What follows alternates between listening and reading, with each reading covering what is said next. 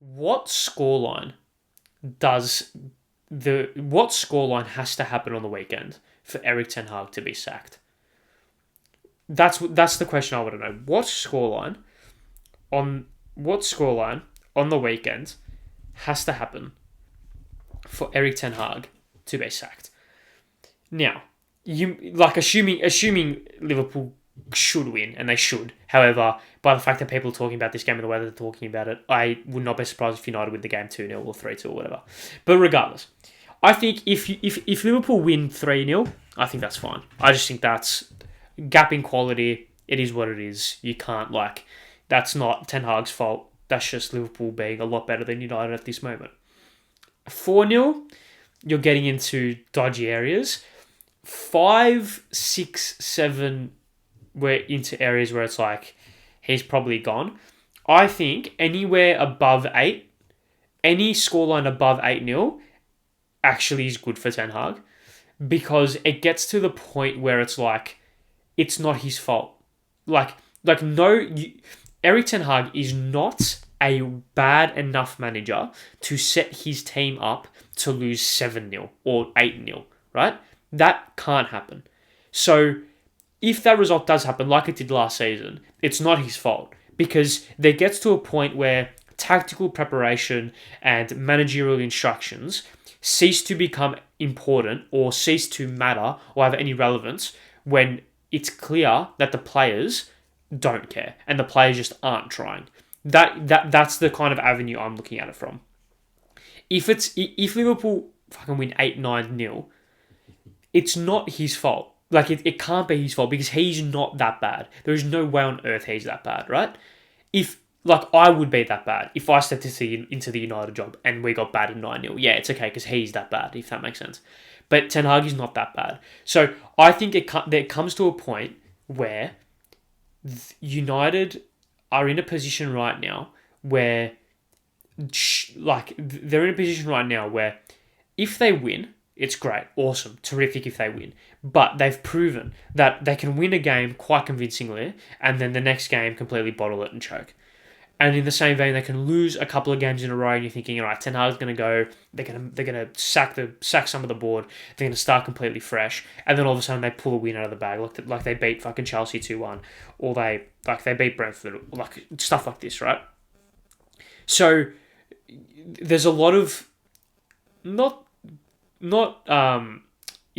conflict issues, I should say, but I think this game on the weekend is going to speak volumes about the players more than it does Ten Hag, because if the players decide to rock up and decide to show up and show a bit of bottle, then it's like, okay, fair enough. You've done the bare minimum, right?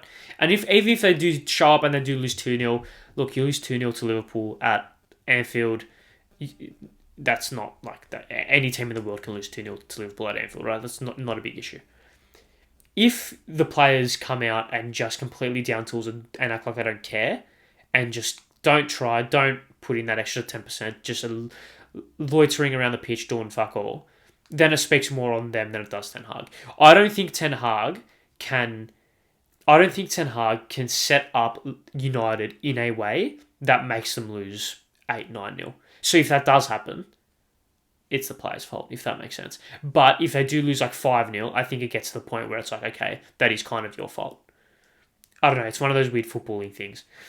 It's kind of these weird footballing things. At the end of the day, I genuinely think United have a chance of getting something out of this game, because football's not linear, right? Football is not linear, especially in games where it's United Liverpool or United City or Arsenal Tottenham or whatever. When it's these derbies, when it's these rivalries, football is not linear, right? How many times have we seen, I don't know, how many times have we seen a team be top of the league dominating, they verse their rival and they get a draw or they lose to their rival, right? Because there's something in that game, there's an extra bit of spice. And when a team is motivated, these guys aren't shit footballers. When you play for Manchester United, you're not a shit footballer, right? So you obviously have a little bit in you. So when you do give a shit, essentially, you can perform.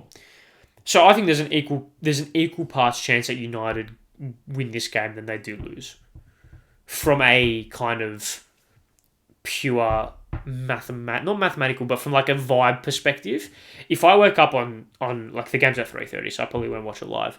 But if I wake up on Monday morning and I see United 1, Liverpool 0, I will be like, yeah, fair enough. But in the same vein, if I wake up Monday morning and see Liverpool 7, United 0, I'd be like, yeah, fair enough.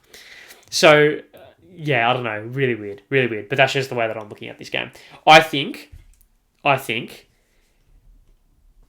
if it's, I think the higher, once it gets beyond, so should the result get beyond 6-0, I think the higher it goes up, the less it looks bad on Ten Hag and the more it looks bad on the players. Because like I said, there is a level and there is a point where all tactical preparation and all managerial instructions cease to become important when the players simply do not give a shit. And Ten Hag is not a bad enough manager to set up his United team to lose 7-0. So if that does happen, it's 100% on the players because they don't care. So I don't think you can sack Ten Hag for that.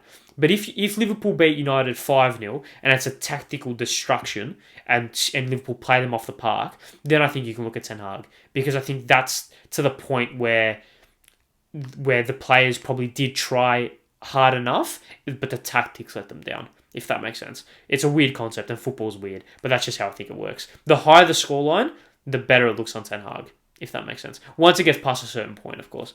But yeah, I wouldn't be surprised if we see a repeat of what last year, of last year and what happened there, because that was one of those games where it was like, it's not Ten Hag's fault, it's the players being shit. That's the problem. So I wouldn't be surprised if we see a repeat of last year, to be honest. But yeah, there is that.